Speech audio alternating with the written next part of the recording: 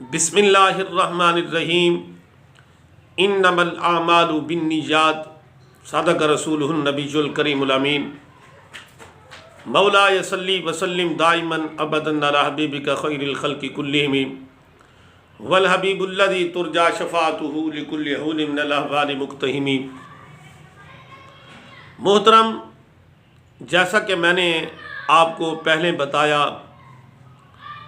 اور آپ کے سامنے انما الاعمال بالنیات حدیث کا ترجمہ بھی پیش کیا، اس کے راوی تھے سیدنا حضرت فاروق اعظم رضی اللہ تعالی عنہ۔ ان کے حالات پر بھی مختصر گفتگو کی۔ اب آپ کے سامنے اعمال کا دار و مدار نیت پر ہے، اس کی تھوڑی شرح آپ کے سامنے میں بیان کروں گا۔ دعا گو ہوں اللہ رب العزت کی بارگاہ میں اللہ آپ کو بھی اور مجھ فقیر کو بھی دین حق سمجھنے کی توفیق عطا فرمائے، دین حق سمجھانے کی توفیق عطا فرمائے۔ آپ حضرات کے سامنے تھوڑا سا مفہوم پیش کرتا ہوں۔ نبی کریم صلی اللہ علیہ وسلم کا جو ارشاد پاک ہے اعمال کا دار و مدار نیت پر ہے، اس کا معنی یہ ہے کہ ہر عمل کی صحت کا اعتبار اس کی نیت سے ہوتا ہے، یعنی اگر اس عمل سے اس کا قصد اللہ تعالیٰ کی رضا ہے تو اس کی سب سے زیادہ فضیلت ہے۔ اگر اس عمل سے اس کا مقصود جنت کا حصول ہے تو اس میں بھی فضیلت ہے، اور اگر اس عمل سے مقصود دنیا کا حصول ہے تو اگر دنیا کی وہ چیز مباح ہے تو وہ کام مباح، اگر وہ چیز ناجائز ہے تو وہ کام ناجائز ہوگا۔ نیت کا معنی ہے قصد مصمم، یعنی پکا ارادہ اور اس عمل کے لیے تحریک کرنا، پختہ عمل کرنا، مکمل پکا ہو جانا۔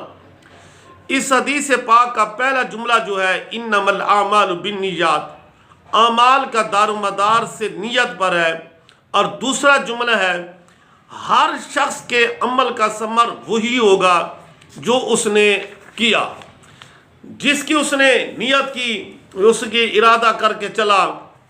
پہلے جملہ میں اس پر تنبیہ ہے کہ اعمال پر ثواب اور عذاب کا دار و مدار ان کی اعمال کی نیت پر ہے۔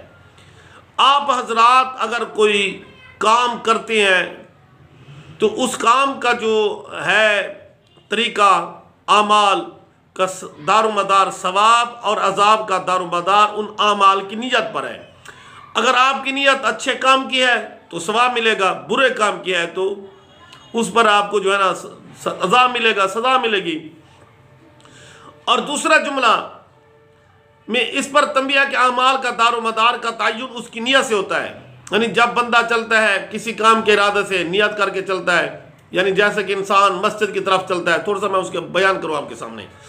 مثلا مسجد میں نماز پڑھنے کے لیے جانا ایک عمل ہے، اگر اس میں انسان کئی کاموں کی نیت کر لے، یعنی مسجد کی طرف جا رہا تھا نماز پڑھنے کے لیے، اس نے یہ ارادہ کر لیا یا قصد کر لیا نماز پڑھنے کے لیے جانا ہے، ایک عمل ہے، یہ اس نے نیت کر لی مسجد میں نماز پڑھنے کے لیے جانا ہے۔ اگر اس میں انسان کئی کاموں کی نیت کر لے تو اس کو کئی کاموں کا ثواب ملے گا۔ مثلا وہ نیت کرے کہ راستے میں اس کو مسلمان جو بھی ملے گا، جو مسلمان اس کو ملے گا وہ اس کو سلام کرے گا۔ اگر اس نے پہلے سلام کر لیا، اس کے سلام کے جواب، اس کے سلام کا جو جواب ہے اس کے سلام کا جواب دے گا۔ اگر کوئی ضرورت مند ہے، یعنی مسلمان جا رہا تھا، وہ اس کو سلام کرے گا۔ اگر اس نے پہلے سلام کر لیا، اس کے سلام کا جواب دے گا۔ اگر کوئی ضرورت مند سائل جا رہا ہے، کیا ہے، اگر کوئی ضرورت مند سائل ملا تو اس اپنکی حیثیت کے مطابق اس کا سوال پورا کرے گا۔ کوئی مانگنے والا، کوئی معذور جا رہا تھا، اس نے سوال کر دیا، اگر اس نے اس کی ضرورت پوری کر دی تو اس پر بھی اس کو ثواب ملے گا، سلام کے جواب کا بھی اس کو سلام ملے گا۔ اور نیکی کا حکم دے دیا، راستے میں جا رہا تھا، کسی کو کہہ دیا یار چلتے ہیں نماز پڑھتے ہیں، اچھا کام کر، قرآن کی تلاوت کر، نیکی کا حکم دے دیا، اس کا بھی ثواب۔ برائی سے روکا، برے کام سے روک دیا، یعنی راستے پر کوئی چیز پڑی تھی جو لوگوں کو تنگ کر رہی تھی، جس سے لوگوں کو تکلیف ہو رہی تھی، وہ چیز ہٹا دی، اس پر بھی اس کو ثواب ملے گا۔ برائی سے روک دیا، اس پر بھی اس کو ثواب ملے گا۔ مسجد میں پہلے دایاں پاؤں داخل کرے گا، اس پر بھی اس کو ثواب ملے گا۔ دعا پڑھے گا، اللہم افتح لی ابواب رحمتک، اس پر بھی، بغیر ایسے جو بھی نیک کام ہے اس پر۔ اور اگر وہ ایک عمل میں متعدد نیک کاموں کی نیت کرے گا تو اس ایک عمل میں اس کو متعدد نیک کاموں کا ثواب بھی ملے گا۔ یہ ہے اس کی تھوڑا مختصر جو شرح میں نے آپ کو بیان کی ہے۔ آگے چلتے ہیں تھوڑا سا۔ نیت میں فقہا ائمہ کا کیا اختلاف ہے؟ امام مالک، امام شافعی، امام احمد بن حنبل، ان کے نزدیک شریعت میں کوئی عمل اس وقت تک معتبر ہے، کوئی عمل اس وقت معتبر ہے جب اس عمل میں عبادت کی نیت کی جائے۔ مثلا اگر کوئی شخص ٹھنڈک حاصل کرنے کی نیت سے غسل کرے تو اس غسل سے جنابت زائل نہیں ہوگی۔ یہ ہے ائمہ فقہا، امام مالک، امام شافعی، امام احمد بن حنبل کے نزدیک، یعنی جب اس نے ٹھنڈک حاصل کرنے کے لیے نیت کی ہے تو غسل جنابت اس سے نہیں ہوگا۔ امام ابو حنیفہ کے نزدیک پانی سے طہارت حاصل کرنے کے لیے عبادت کی نیت ضروری نہیں ہے۔ اگر کوئی شخص ٹھنڈک حاصل کرنے کے لیے غسل کرے پھر بھی اس غسل سے جنابت زائل ہو جائے گی۔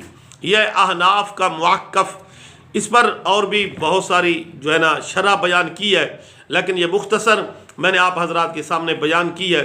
دعا کریں اللہ رب العزت اس سے آپ کو بھی اور مجھے استفادہ حاصل فرمائے، اللہ رب العزت عطا فرمائے۔